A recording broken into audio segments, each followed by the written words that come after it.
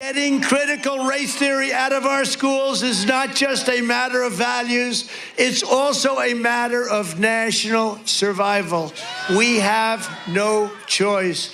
The fate of any nation ultimately depends upon the willingness of its citizens to lay down, and they must do this, lay down their very lives to defend their country. If we allow the Marxists and communists and socialists to teach our children to hate America, there will be no one left to defend our flag or to protect our great country or its freedom. Okay, so I get that from the point of view of a lot of Republicans, they want the conversation to be about things like critical race theory, like their insane assault on trans youth, especially athletes, like their never-ending quest to strip away women's reproductive rights. The idea that you have to invoke the idea that they should be willing to die to stop critical race theory from being taught, which I will throw out, as we always do, that it's not. But they don't care about that. Kyla, it just seems a little bit crazy to invoke the need to potentially die to stop kids from learning that slavery was bad and that institutionalized racism exists. That seems like it's going a little bit far. What do you think? They're literally gonna be dying for nothing because I don't think any of them can actually define what critical race theory is. So it's kind of hilarious to see them just like throwing everything on the table for this issue when they literally have no idea what they're talking about. And so it's laughable, but it's also, people should be aware of this and be paying attention to this because they are setting the stage for these upcoming midterm elections to have something to run on, to have something that people get angry behind, even though they literally have no idea what it is. And so I want people to be engaged in this. I want people to be prepared to go against and oppose the type of narrative they're pushing out about critical race theory. And again, if they want to die for something that has nothing to do with whatever they think it is, that's on them. But I want people to be careful with that because again, they are mobilizing their base and they're getting them angry, and that can never be a good mix. Yeah, and we've seen so much like normalization of like talking about politics as a war, a willingness to use violence. Like we know more and more Republicans are getting in people's faces over this issue, going to school board meetings, stalking teachers and things like that, doing death threats and everything.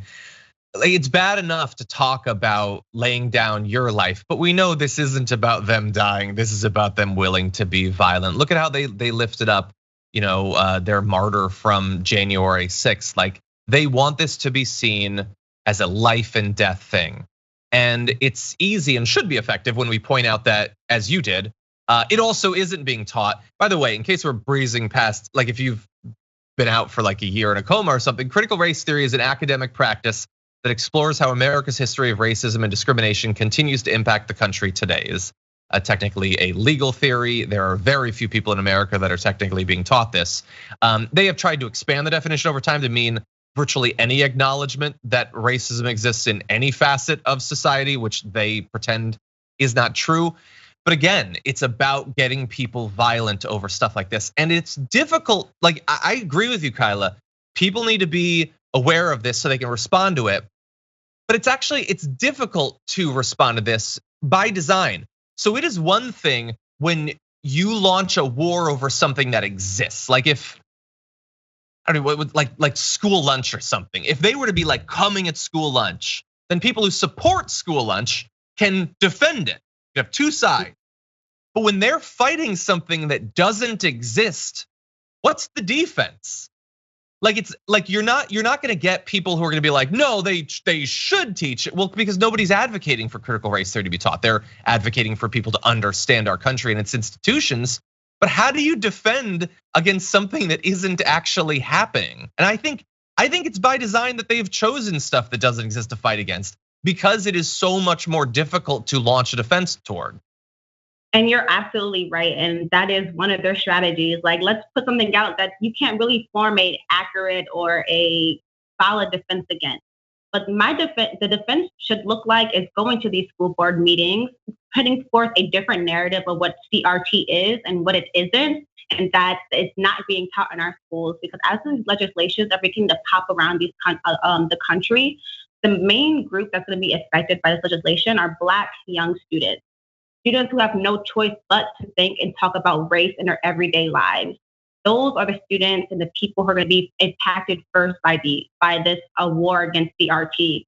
And so I want everyone to stay tuned. If you see a school board meeting in your community, go to it. If you see this legislation popping up in your community, speak out against it. Find candidates who are speaking out against it, who are putting forth legislation or policies or speaking out against it, and support those people. Because again, Black and brown children across this country are going to be impacted by these policies. They have no choice but to think about race, because this country is a racist country, unfortunately. And again, the racism is really popping out with this anti-CRT movement. And so I need everyone to be in tune to this and to pay attention in their communities. Yeah. And so much of this, the structural stuff is just indisputable. And if you're watching this and perhaps you've been won over a little bit by the fear mongering on the right, do you want your kids to be ignorant? Do you want your kids to, not understanding the world they're going into makes them incredibly ill-equipped to actually thrive in it?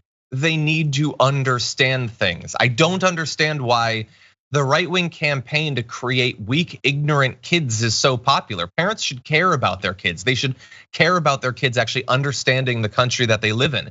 It's not about hating your country or whatever. It's about understanding it so that you can make it better.